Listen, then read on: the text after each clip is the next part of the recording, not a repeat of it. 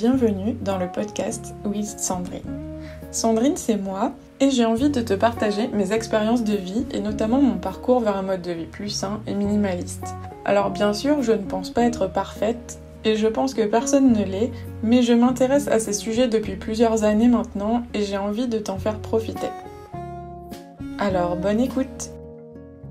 Bonjour à toi, comme tu le vois, aujourd'hui je change un petit peu de format. D'habitude, j'avais plutôt l'habitude de faire des vidéos, mais par manque de temps, je me suis dit que le format podcast, ça pouvait être pas mal. Et puis de toute façon, je fais plutôt des vidéos assises en train de parler à la caméra. Je me suis dit que ça pouvait être pas mal et que je pourrais peut-être proposer plus de contenu comme ça parce que ça prend un peu moins de temps pour moi de tourner un podcast plutôt que de tourner une vidéo. Donc j'espère que ça te plaira. Ça ne m'empêchera pas de continuer à faire des vidéos de temps à autre si j'en ai envie, bien évidemment.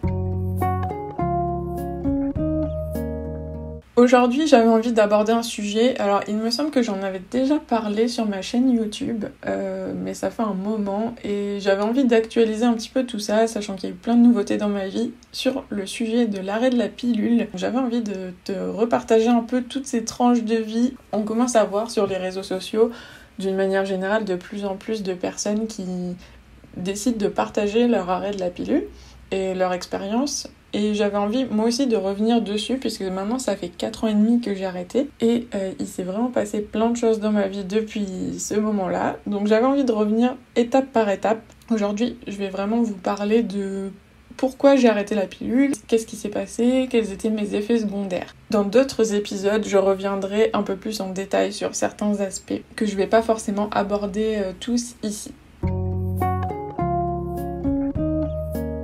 Dans un premier temps, je vais commencer par vous expliquer pourquoi j'ai décidé d'arrêter et quelle a été mon expérience, en fait, mon parcours. Aujourd'hui, j'ai presque 27 ans et j'ai commencé à prendre la pilule à 17 ans, donc au moment où j'ai commencé à avoir mon premier copain, en fait, tout simplement. Dès le départ, je savais que je n'avais pas tellement envie de prendre la pilule vraiment et de mettre des hormones de synthèse dans mon corps. Il y a eu plusieurs raisons à cela. La première, ça a été que pendant mon adolescence, on m'a détecté un syndrome de Raynaud. Donc pour expliquer rapidement ce que c'est, en gros c'est la vasoconstriction des vaisseaux sanguins au niveau des extrémités, donc les doigts et les pieds notamment, qui se fait pas très bien.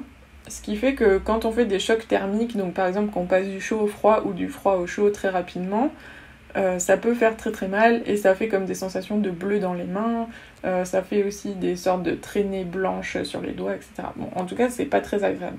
Et quand mon médecin généraliste m'a décelé ça, il m'avait dit que je devrais quand même éviter de prendre la pilule et de prendre des hormones d'une façon générale. Sauf que quand je suis allée voir la gynéco pour la première fois et que je lui en ai parlé, elle m'a dit non, pas du tout, ça n'a aucun rapport, elle m'a prescrit la pilule. La deuxième chose, en plus de mon syndrome de Raynaud, c'est que moi, j'ai toujours eu un modèle avec une maman qui a arrêté la pilule dès qu'elle a pu, et dès qu'elle a pu être un petit peu informée. J'ai eu un peu ce modèle-là en grandissant. Et donc ça a été vraiment le combo de tout ça, plus déjà quelques infos que j'avais à l'époque, même si ça tournait beaucoup moins qu'aujourd'hui. J'ai toujours voulu éviter au maximum de prendre des hormones. En plus de mon parcours qui, dès le départ, où j'avais pas forcément envie de continuer la pilule vraiment sur le long terme, j'ai commencé à avoir quelques effets secondaires. Sachant que moi, il me semble que j'ai pris 3 pilules différentes, et la dernière, ça a été Lilou.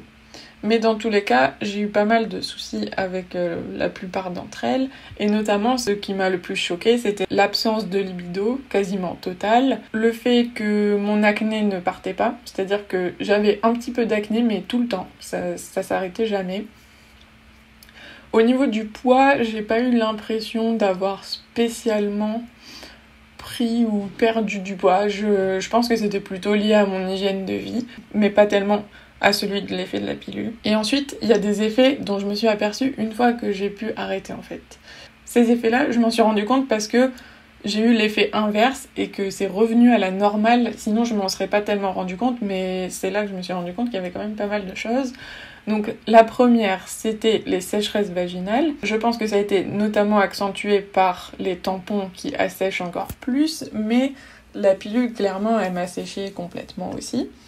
Et je pense que ça allait aussi avec la libido, enfin c'est un ensemble. La deuxième chose dont je me suis aperçue, c'est que j'avais des émotions qui étaient complètement lissées sous pilule.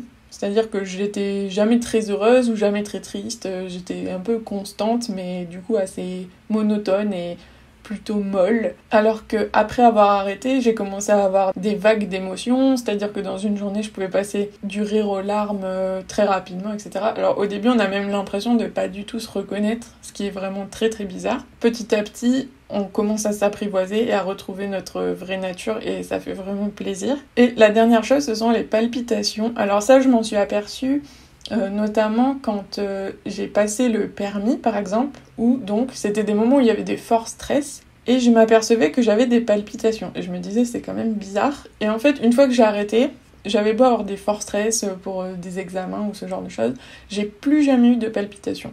Donc clairement je sais que ça venait de là aussi et quand je m'en suis rendu compte je me suis dit j'ai bien fait d'arrêter franchement parce que ça fait quand même pas mal d'effets secondaires.